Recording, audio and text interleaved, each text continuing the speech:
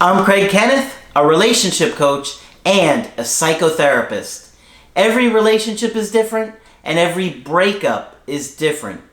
Work with me and you'll get professional help on your situation. And if you're in no contact, focused on personal growth, my workbook series, The Knowledge, will help you make changes like you've never made before. Available now at AskCraig.net.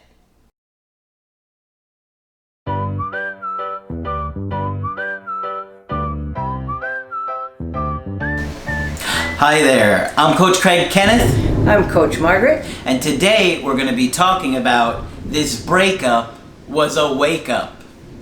All right. Sounds dramatic somehow. It is dramatic, isn't it, Margaret? I mean, Sounds I think dramatic. probably just about every single person that goes through a breakup starts to realize things about themselves or how they've been in the relationship or their previous relationships that they don't feel too good about. I think that's true, and that's one of the reasons why it's so hard and so painful.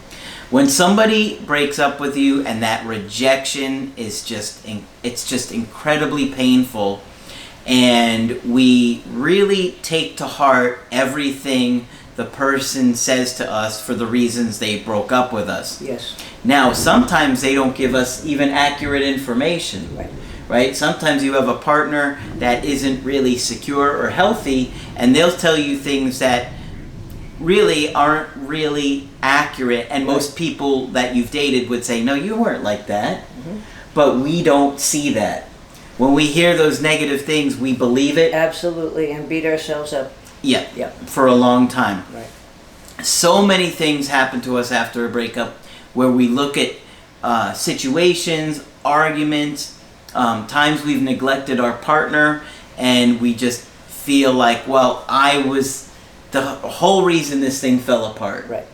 And, you know, the truth of the matter is if you had broken up with them, they would be doing the exact same thing too. Absolutely. Right? Yeah. So it's always the person that's broken up with that feels like that.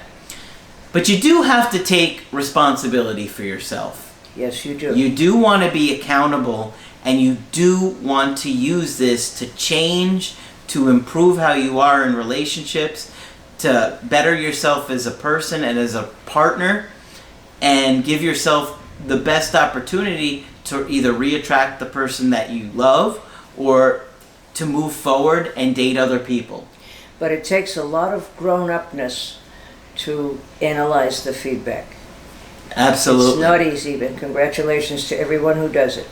Yes, it can be difficult at times. Very difficult. And oftentimes you're so anxious and depressed and you feel so guilty about the breakup that you can't think clearly. Right. And you can really misjudge things, right? And that's a very good point, Craig, that I don't think we've made often enough, that right after a breakup you're not thinking clearly. No. And you were able to describe that wonderfully. Yeah. You feel like you're in a fog. Right. You feel very confused, and you think that any tiny little thing that's going on with your ex is somehow related to your connection. Right. Right? Yep. And so they could post something and somehow you internalize it. Oh, this is somehow about me, when it could have absolutely nothing to do with you. Right. That happens a lot. Yep. But I think it's important to keep in mind that you're not totally rational. No, absolutely Yeah. not. The anxiety has you so overwhelmed and desperate to try and reconnect with somebody that you're not going to see things clearly or accurately. But again, it's difficult because you want to use this as an opportunity. You see, Margaret and I tell you guys all the time, not everybody will get a chance to get their ex back. Not everybody is going to be that fortunate. Or, you know, maybe it isn't meant to be, and that it's much better for you in the future if you find somebody else. But that's why we're always focused on you and the personal growth, because when you are, it doesn't matter if you get the ex back or you find other people in your life. You're going to find happiness. Yes. And you're going to feel good about who you are and how this breakup improved That's who right. you are.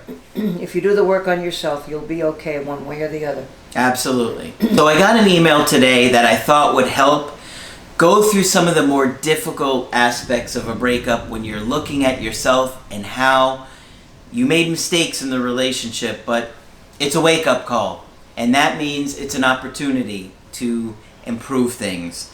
All right, so this is from an email coaching I had with a guy who was in his early 20s, and so was his ex, and they lived about an hour apart from each other.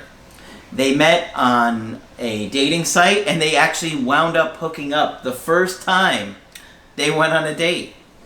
So there was chemistry right off the bat. I see.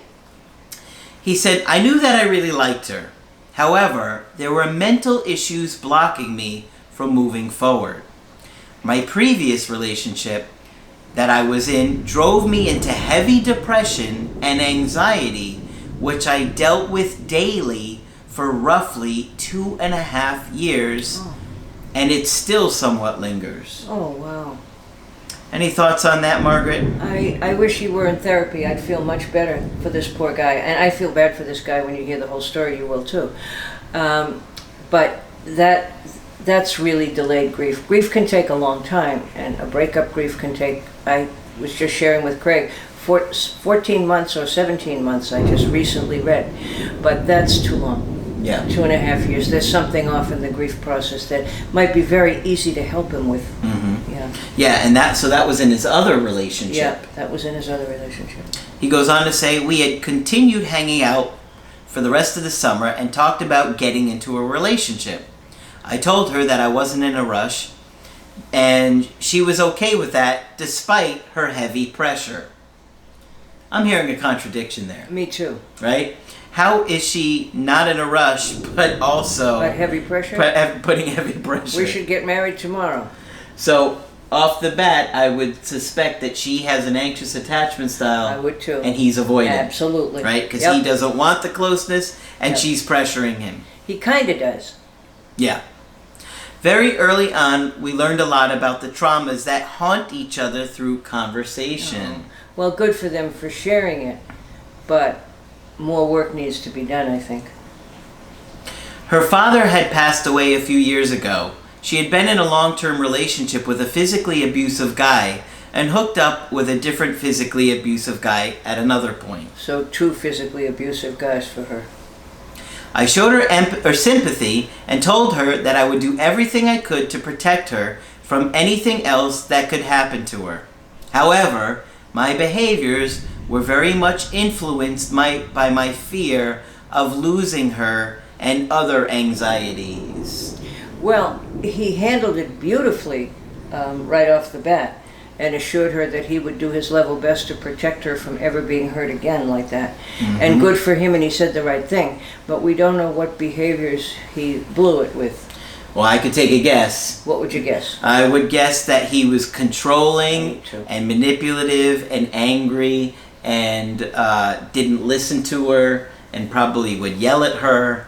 And, you know, that's why I say... All because he was having so much separation anxiety. That's right. Yeah. He said, I was so afraid of losing her, which reminds me of Darth Vader. Darth Vader. That's Yes, right. Yeah, that's right. Anakin Skywalker. That was the whole problem. Yeah. Yeah. He had lost his mother, and so he was afraid of losing his wife, Yeah. and so he did whatever he thought he had to do to save her from dying, which eventually she wound up dying because of him. Right? So, and I've said that in a video a couple of years That's why ago. it's a tragedy. Yeah. Yeah. Exactly. Because Sure. in essence, he was a really good person, but he was so traumatized by watching his mom die that he was trying to stop it. And it's a universal fear. We can all relate with it. And that's why it was so genius that he was able to put that as the backstory. Right. Right? But it's, you know, that's why I say the real reasons relationship fail is anxiety. Yeah. Because that anxiety and not being able to handle it causes us to do all of these negative behaviors that push other people away.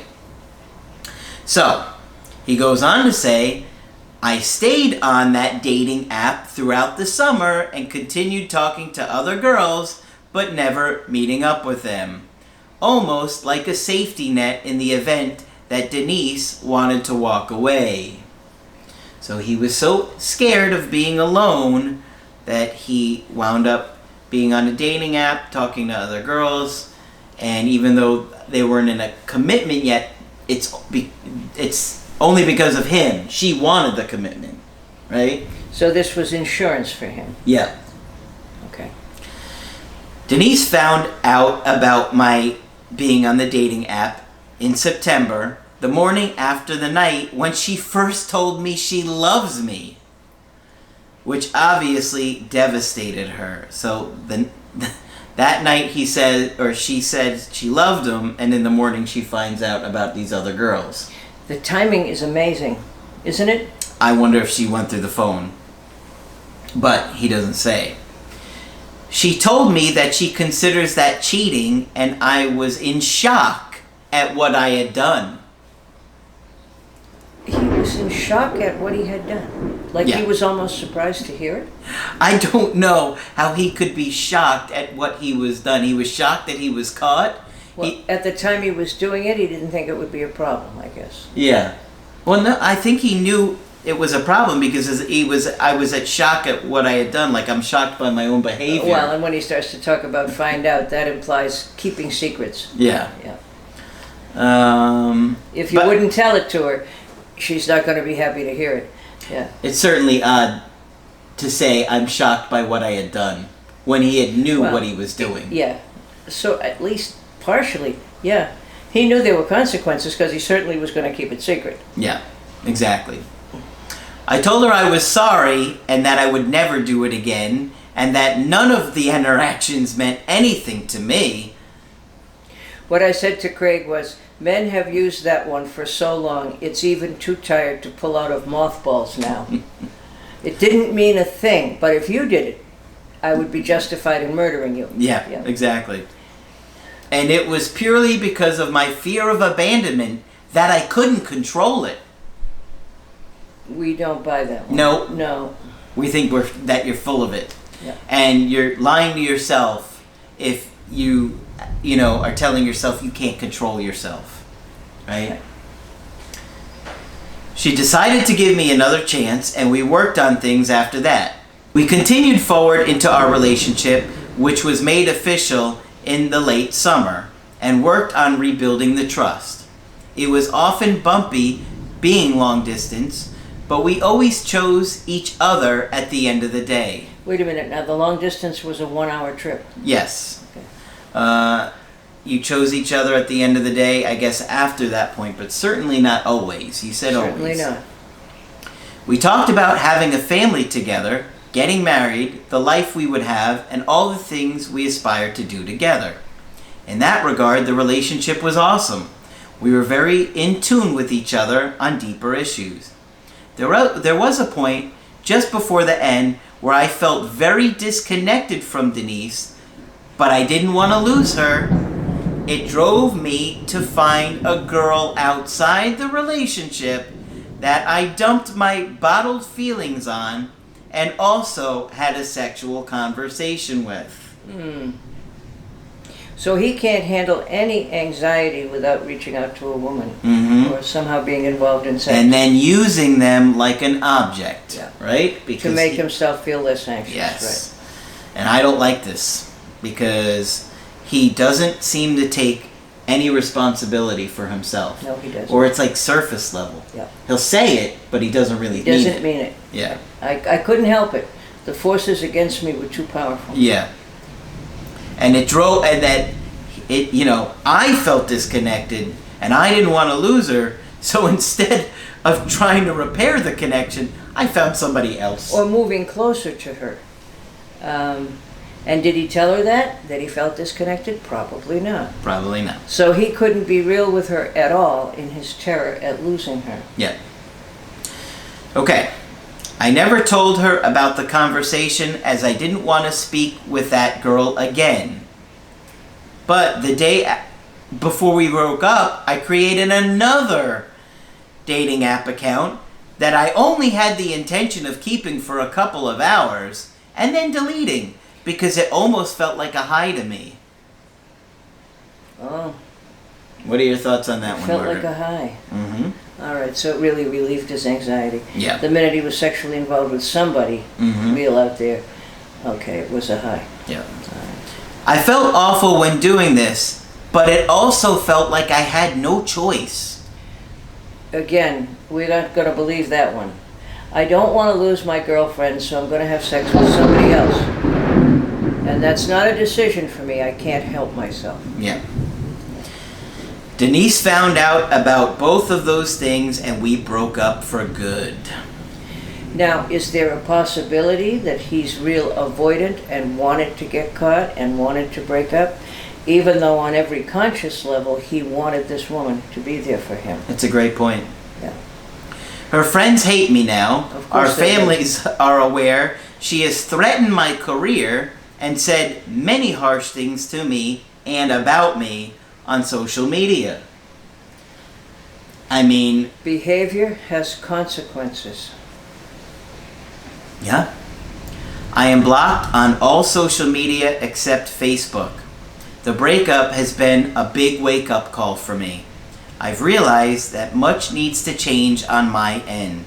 I've already begun that process.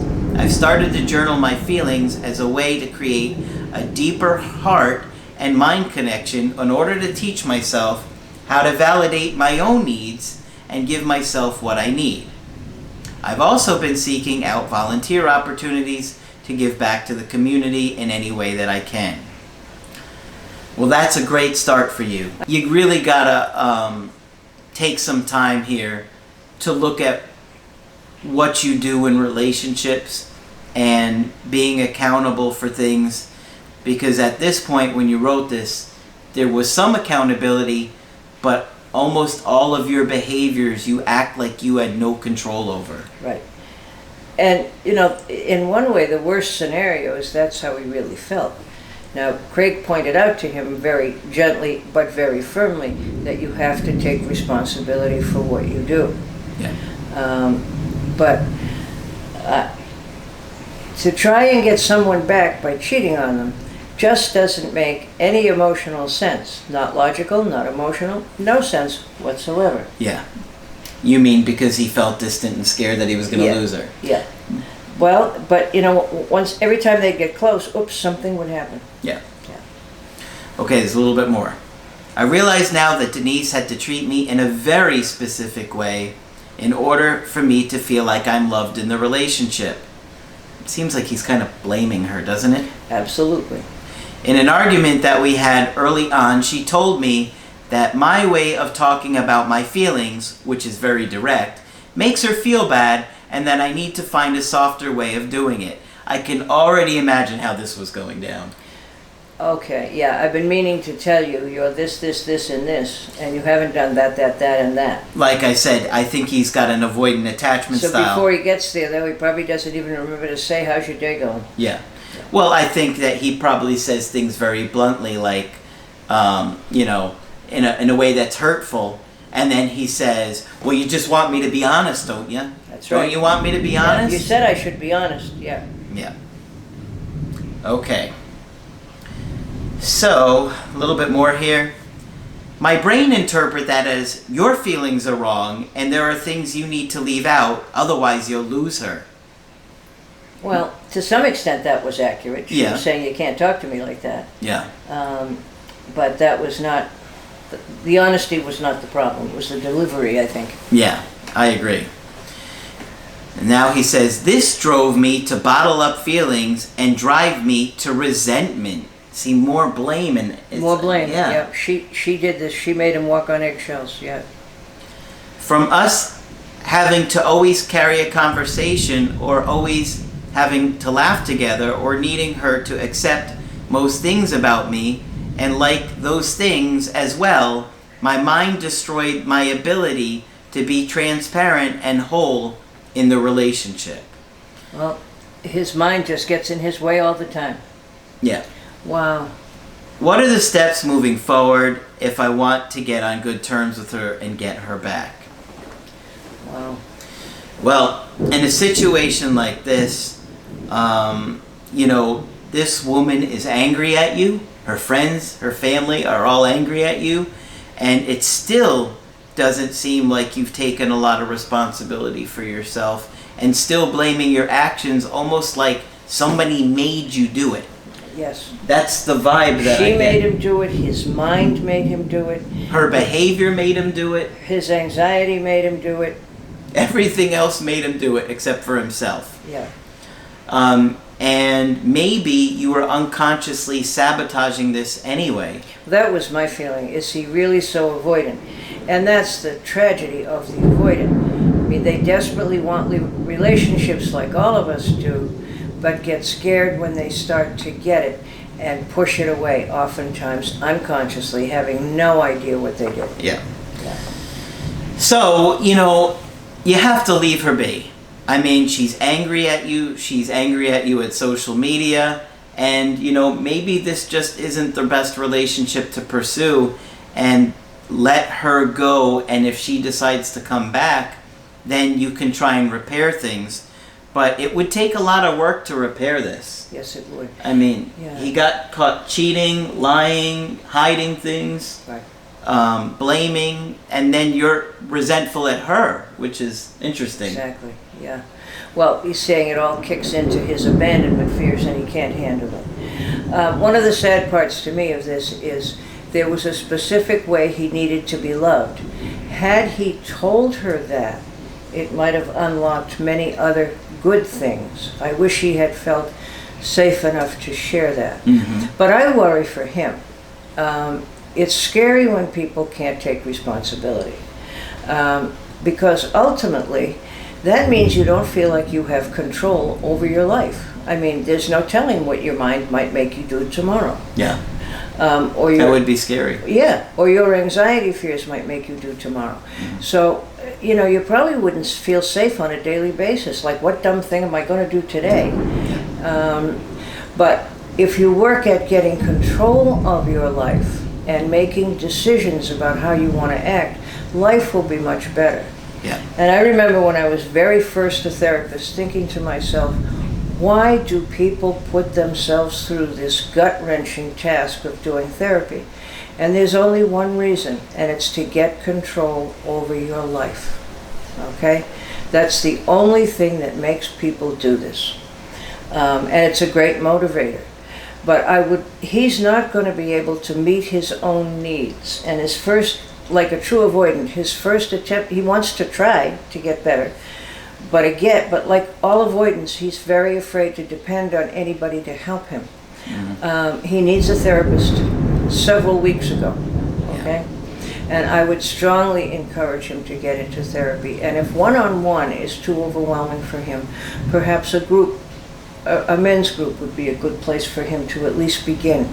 But he can't meet his own needs. And his first instinct is to want to meet his own needs and not depend on anyone else. But it's clear his needs were not met.